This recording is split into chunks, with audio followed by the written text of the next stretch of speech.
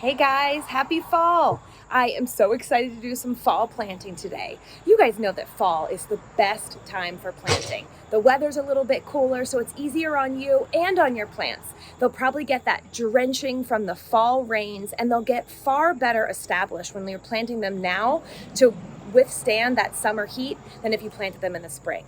So let's get planting.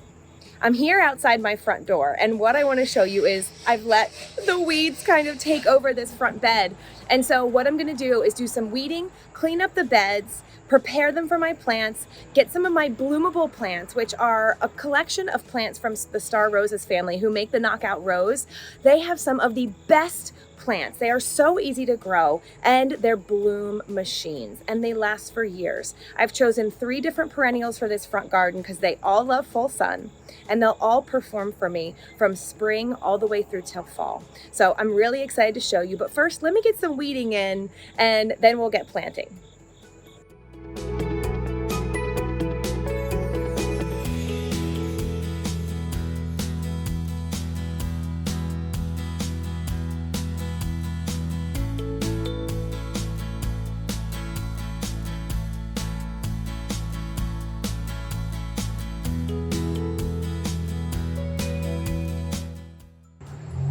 All right, so the work is done, and how amazing. I even found some liriope and some daylilies under there that were planted forever ago. So let me talk to you about the Bloomables plants that I'm going to be planting today.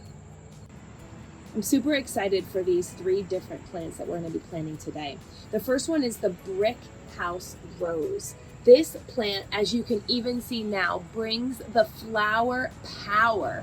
It is covered in these dark red double flowers that's going to re-bloom throughout the season. And they bloom in clusters, how you can see, making it a gorgeous rose for cutting. And oh God, this double petal is incredible. It's absolutely beautiful, delicate and romantic. If you've tried growing roses before but had no luck, try Brick House. The disease resistance is incredible. Plus, it's compact enough even to grow in containers. It only grows up to about 3.5 feet tall and wide, so it's going to fit perfectly in this space where we've got some pretty low growing windows. We don't want to necessarily block the windows, but we want to have some sort of statement and definitely want to have color. So I'm so excited about Brick House. So of course you want to be careful when handling a rose. This might have thorns. You want to slide it out of the bucket. And then what I like to do is use the bucket as a guide for how big and deep I want to plant the hole. So I'm going to put this rose right here, being sure to know that this rose needs 3.5 feet of distance. So I'm going to give it plenty of space.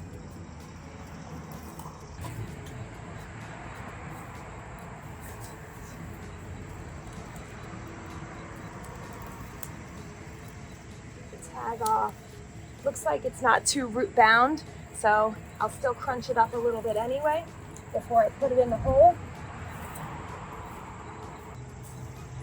Now with roses, you want to make sure you're not planting it too deep. So I'll backfill it, and then I'll take my bucket, just shake some of the dirt in the hole. Voila, okay. The next plant I've chosen for this spot is Lilac New Age White. There are truly few things in life that can beat the scent of a lilac. I mean, it just reminds me of my grandmother's garden and old-fashioned gardens. But unlike old-fashioned lilacs, New Age is white. So it is truly unbelievable. Plus, it still has that great scent. And like these new breeding, it's gonna be tidier, more compact. It's not gonna take over the garden and be unruly and wild. It only grows to 4.5 feet to 5 feet tall and wide. So because of that size, it's gonna work great in containers. Like our other lilacs, it's a sun lover and it's deer resistant, like our brick house rose. So this is going to be a great plant for this spot. Plus, the white is going to go beautifully with the red of the brick house, and it's going to be just absolutely stunning up against the brownstone. So we want to get the lilac right next to it, actually. so they can kind of grow and intertwine with each other.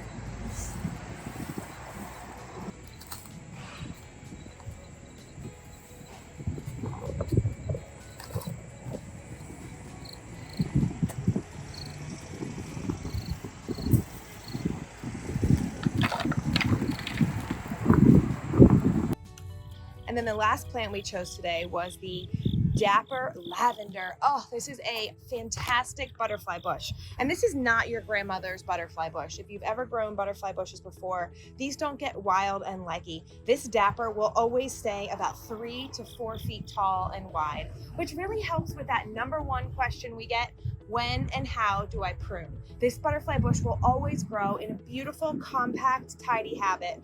But best of all, this Dapper Lavender with its light purple blossoms will attract butterflies and all kinds of pollinators to your garden all summer long, all the way through into fall. It has the most gorgeous lavender flowers that color your landscape and attract all kinds of pollinators.